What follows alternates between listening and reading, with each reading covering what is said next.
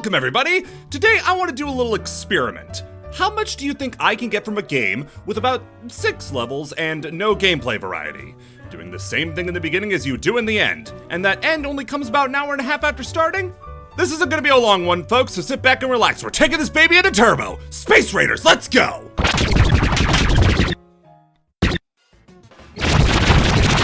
And what could possibly be faster than a history lesson? God, I love things that have already happened. Let's go! See, Space Invaders was created in 1978 by Tomohiro Nishikado. And when I say created by, I mean created by. The living legend created everything from the graphics, sounds, mechanics, even the microchip for the game's eventual arcade release by Taito. Influential is way too small a word to describe Space Invaders. If you ask your granddad what video games he played back in the day, first he'd probably have to stop talking about commemorative coins or whatever old people do. Then he describes Space Invaders. Even to this day, Space Invaders is tied to the public idea of what a video game is. A graphic as simple as this little crab alien is still one of the most iconic characters in the whole medium. Creative juggernauts like Shigeru Miyamoto, Hideo Kojima, and John Romero all say this is a massive inspiration, or even what got them interested in making games in the first place. And this was all before a home release. Space Invaders, alongside games like Pac-Man, were so desired that one of the reasons the Atari 2600 was so successful was that many copies came with Space Invaders. And unlike Atari 2600 Pac-Man, which was an unmitigated disaster that nearly kicked video games into a shallow grave, this was a darn near perfect recreation. It's no stretch to say that this was gaming's first killer app. In the same way that Super Mario Bros. Was for the NES, Halo was for Xbox, and Little Deviants was for the PS. This did for the Atari 2600, and it will go down as one of the most influential pieces of media in the last century. But this could only tide you over for so long. Attempts by Taito to innovate, expand upon, and complicate Space Invaders to keep up with the ever-expanding video game market were made. Some of them didn't immediately get thrown in the trash. Space Invaders Part 2 came out in 1979 in Japan and 1980 in America. Yippee! The story continues! With all the time between entries, I wonder what they cooked up for this one! Whoa, nice graphics! Yeah, so this was less a continuation of the Space Invaders formula and more we have too many of these leftover Space Invader cabinets. Tomohiro, get in here and just f*** it up with a highlighter, dude. But whatever, cause the next year we would see Space Invaders 2 being released. Yeah, that's right, there are 2 distinct games called Space Invaders Part 2 and Space Invaders 2. One of you girls is gonna need to go home and change. But whatever, with a 4-year gap between that and our next game, we were set for a whole new world of Space Invader opportunities. Ladies and gentlemen, let me present Return of the Invaders! So as you can see, we've taken quite the graphical leap up, and instead of the standard patterns the aliens came down in, now they're going all Harry-Carry all over the place. Truly the Space Invaders for the next generation. However, this game didn't exactly set the world alight like Space Invaders. In fact, some have pointed out that the game felt archaic since we were now going up to the 10-year anniversary of Space Invaders, with games like Galaxia, Galaga, and Gradius either already out or just around the corner. Space Invaders had to evolve or die, and evolve they did. What many consider to be the best Space Invaders game, Super Space Invaders 91, was released in 1990. Lion. And at first glance, seems like they did not learn a fucking thing. But it only took a few levels to see that this wasn't your mama Space Invaders, as beautiful moving backgrounds, new enemies with fun gimmicks, boss battles, and more were right around the corner. This is what Space Invaders needed in order to stay fresh. Take what people know and love and innovate on it, take it in a bold new direction. What else could they do in the next game 3 years later? Space Invaders DX. You never learned, Taito! Space Invaders DX has to be one of the weirdest releases of Space Invaders, as was an arcade cabinet that included Space Invaders Versus, and Parody Mode. The Space Invaders mode allowed you to play either classic upright, cocktail cabinet, cellophane, or color Space Invaders. Here's the thing though, it's the exact same game no matter what.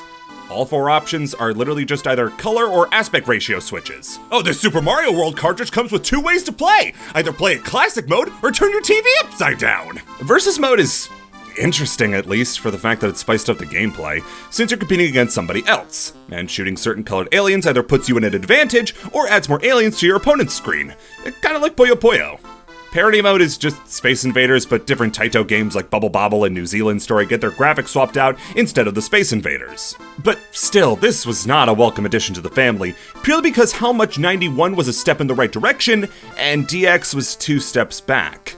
Another drastic change would be needed. Actually, you know what? Go back to DX, I'm sorry! Space Invaders 95 Attack of the Lunar Loonies was a game I was positive was just called Space Invaders for the American market so people wouldn't call the cops on it, but no, it's indeed the next chapter in the Space Invaders story. So clearly this has a lot more in line with a game like Parodius rather than the other Space Invaders games, but it does actually carry over some features from Super 91, and adds its own, like a charge shot that sends enemies flying every which way.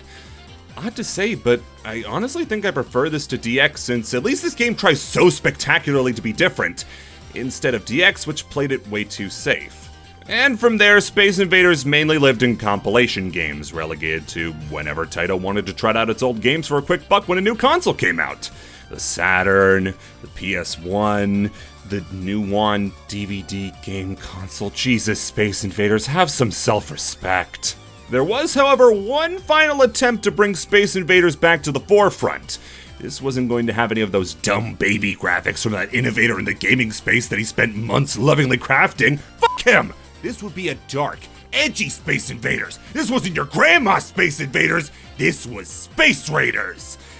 Unless you were European, in which case you crisp-eating weirdos got Space Invaders Invasion Day instead. The box proudly boasts that this game was made by the creator of Space Invaders. Don't think that's true. This is kind of like when a movie says it was made by the same producer of something, or if they're really desperate, by the studio who brought you something. Oh yeah, the creator sat in that seat over there and we took a great big sniff before we made this one. So the people actually behind this game were Mastiff Games, and okay, I'm not entirely sure because I can't find the exact connective tissue I need anywhere, so take this with a grain of salt, but if this is the Mastiff studio I think it is, these guys developed Fight Crab. I can't say for certain because there's kind of a disconnect between the wiki page and the website's development history that, like, I can't explain, but if this is real, what a glow up!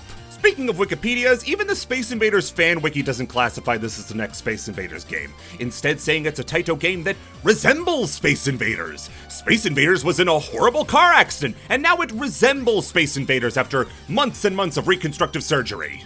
Well, if that's the case, let's see just how much this game resembles Space Invaders. So the game starts. All is well in PS2 City. The crop of this guy is coming in great this year, before 3 generations of the same guy look up and realize, oh shit, it's a Space Invaders! I'm not joking when I say this. There is not a single sound effect in this opening that was made for this game. I'm sure that you could buy most of these on freesounds.org.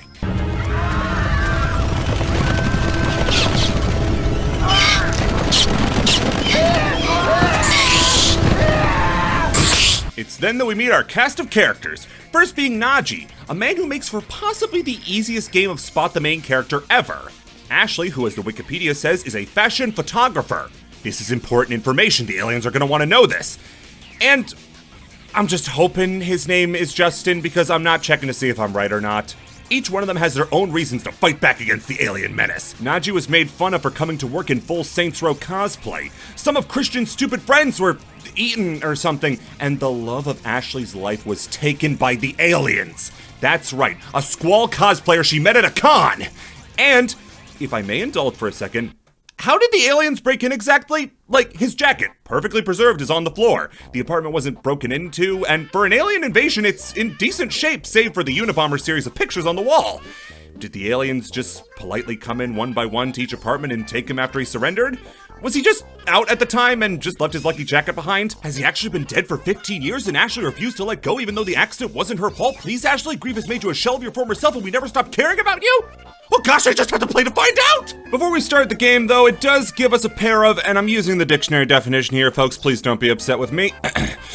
Hubba hubba jubbly bubblies to admire, and I do believe that if a kid was looking for their latest crankin' material, Space Raiders would be just about at the top of the list. After seeing the bountiful harvest of options provided to us, I decide to dive into the story, and I see I got a choice between our leads. After putting in a lot of hard work and thought into picking my protagonist, or covering my eyes and just pressing A, I don't remember, we end up playing as Scott. And I won't lie, I would actually like his Space Invaders jacket. It looks pretty cool. So the first level starts up and, well, it's Space Invaders. Don't you see the resemblance? There really is nothing more embarrassing than looking nothing like your dad, but looking everything like the milkman. So let's talk about your eyes, more specifically what they're seeing. See, in the PS1 era, you could sort of excuse games because they were never done in 3D before. Plus, they got a sort of charm about them. PS3 is when games finally realize that looking good might not kill them, and that makes PS2 the awful, horrible middle child who eats chalk, just like all middle children. Not bad enough to be charming and not good enough to be good. Raiders is a classic example of that. Moldy greens, boring grays, and quite literally doo-doo brown make up the color palette of the backgrounds. Then there are the aliens themselves. Obviously, you can't just pluck the classic Invader models from the arcade game and put them into this gritty, not at all lifted from any given military movie released between 1993 and 2004 world, despite how, you know what, that would actually probably look pretty funny, so you gotta update them!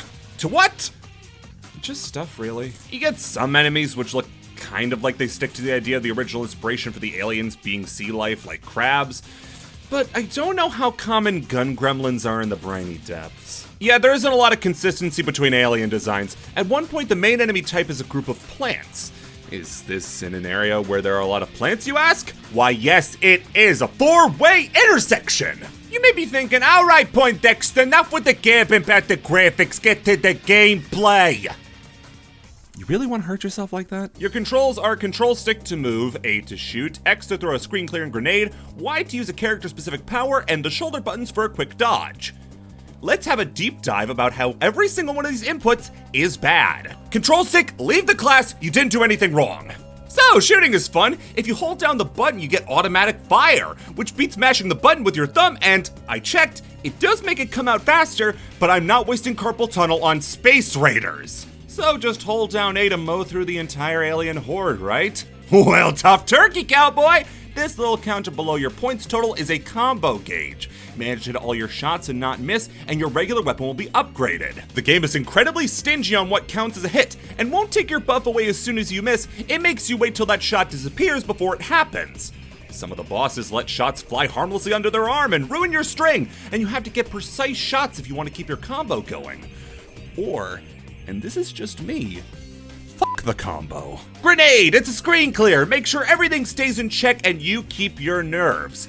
Except when it doesn't, like against these big guys. So you have a situational screen nuke that's just as likely to leave you with your guard down when you realize it didn't work. How about those special moves I mentioned earlier? Well, it's different for every character, and I will be good and goddamned before I play again to check what the other ones do, so we're left with Terry. Bart lets you fire a bunch of disc shots that apparently do extra damage, but do you know what they don't do? Cleared the screen, and they cost 2 grenades to use. So instead of using a baby pea shooter, you can just use grenades. But those don't always work, like I said, but at least when you are in danger, you can escape with a dodge roll, right? Well, the answer isn't yes, but how about that control stick, baby? You can move anywhere and everywhere. Not every game these days has that. Speaking of your gun, though, there are power-ups, most of which are callbacks to previous Space Invaders games. You have the classic health and fire speed up, but you can also have a lightning gun, after image, invincibility. These all sound like fun to use, right? Surely you have to realize that by this point, every good thing in this game is on a string so they can pull it away from you at the last second, right? This game works on a sort of weird round system where between waves you'll get a brief break. Oh, thank Jesus, this game is way too pulse-pounding for me. If you enter one of these brief breaks with a power-up, they actually give you a nice little bonus. They take away that power-up and then spit in your mouth. Can't have you having too much fun now, sport. It might make the neighbors mad. But what about the creatures you're tangling with? Well, tell me this. What's one thing that games like Gradius, Toho, Galaga, Ikaruga, and Space Invaders all have in common? That's right, all the enemies die in one hit! I mean, if they didn't, that would make the game drag an insane amount and I'd hate playing it! Oh no. Yeah, in this game when you hit an enemy, they fall down like they just died before realizing they are being such a Capricorn right now, and they just get back up. There is nothing that kills momentum quite like watching an enemy die, get back up, die again, get back up again, and then die for real. The zombies are the worst for this because not only do they die super slowly, they lose bits of themselves each time they pretend to be knocked down, and that just makes them move faster each time! And if they get directly next to you, the only way to hurt them is with the quick dodge, because for some reason, the quick dodge doubles as an attack! Sometimes. The more enemies introduced, the quicker the quality begins to degrade, too. The first wave was inoffensive out of sheer boring charisma, but the very next enemy type, the gun gremlins, not only jump as soon as they fire, meaning that you're gonna have to open your third eye to see where they're gonna end up, but trying to shoot them before they shoot you almost always ends up with you losing that showdown. These plant guys split up into more versions of themselves if not dealt with quickly enough, which isn't bad, but anything that keeps me playing this game longer needs to die! These really tanky guys can be tricked into letting you shoot their shields in order to build up a combo, as if that's worth anything, and these little machine fellas explode when they get shot. When I first found them, I thought I killed a bunch at once because the explosion is the loudest thing ever recorded, but don't worry, that's when they die, and it stacks! You're also allowed the honor of a few boss battles, all of which have their own unique flavor of bullet sponge. From Klungo the Persistent to Audrey 2.5, Slimuly's the Fantastic, Giant Enemy Crab, and Scary Vader the Hellevator. After seeing ABC's new Friday lineup, you might be thinking, boy, I sure like to go up and fight them again! Don't worry, your prayers have been answered!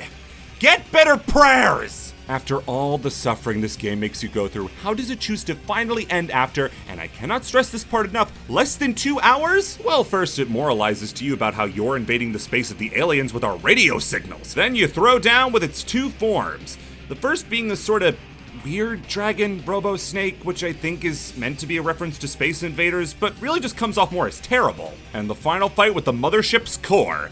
That can be easily beaten by running around in a circle like a maypole. This is my favorite part of the game because it's the quickest. Then the game has the gall to end on a cliffhanger for a sequel, and honestly, this part just makes me kind of sad. It's like a puppy waiting at a window for his family to come back after they gave him up to the pound. It's just so hopeful and so tragic.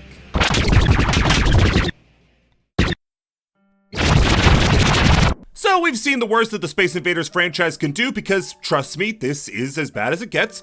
So that means the franchise can only go up from here, right? Well, kinda no.